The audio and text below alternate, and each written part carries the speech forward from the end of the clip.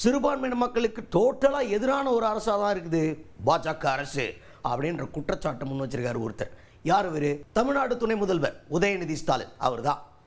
அவர் இன்னைக்கு சமூக நீதி மாணவர் இயக்கத்துடைய வெள்ளி விழா மாநாட்டில் கலந்துக்கிட்டு பேசுகிறார்.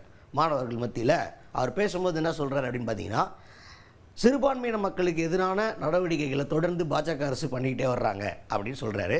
அதுக்கு உதாரணமாக இது மாதிரி சிறுபான்மையின மாணவர்களுக்கு கொடுக்கப்படுற ஸ்காலர்ஷிப்பை கூட இப்போ கேன்சல் பண்ணிட்டாங்க. இந்த அளவுக்கு தான் அவங்க படிச்சிடக்கூட கூடாது அப்படிங்கிறதுல ரொம்ப கவனமாக இருக்கிறாங்க இந்த ஆர்எஸ்எஸும் பிஜேபியும் அப்படின்ற குற்றச்சாட்டை முன் வச்சு பேசியிருக்காரு உதயநிதி ஸ்டாலின் அவர்கள்.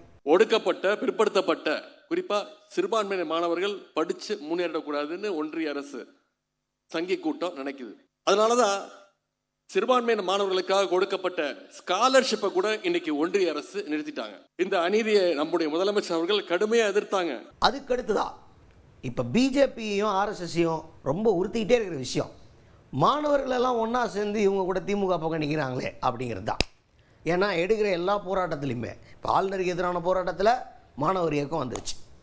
அதே மாதிரி நீட்டுக்கு நம்ம போராடுறோம் அப்படின்னா, நீட்டுக்கு எதிராக போராட்டம் பண்ணுறோன்னா அதுலேயும் மாணவர் இயக்கம் கை கொடுத்து நிற்கிறாங்க. இந்த மாதிரி மாணவர்கள் சம்மந்தப்பட்டு தமிழ்நாட்டில் இருக்க கல்வி உரிமை சம்மந்தப்பட்டு என்ன போராட்டம் நடந்தாலும் மாணவர் இயக்கமும் கூட ஒன்று சேர்ந்துக்கிறாங்களே, இவங்களை நம்ம விரியவே முடியலையே அப்படின்றது பாஜகவுக்கும் ஆர்எஸ்எஸ்க்கும் கண்ணை உறுத்தின்னு இருக்குதே அப்படின்ற மாதிரி பேசியிருக்காரு உதயநிதி ஸ்டாலின் அவர்கள்.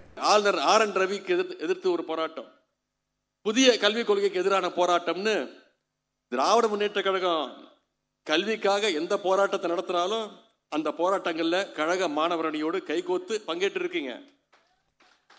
நம்முடைய இந்த ஒற்றுமை தான் சங்கிகளை இன்னைக்கு கதற விட்டுட்டு இருக்கு.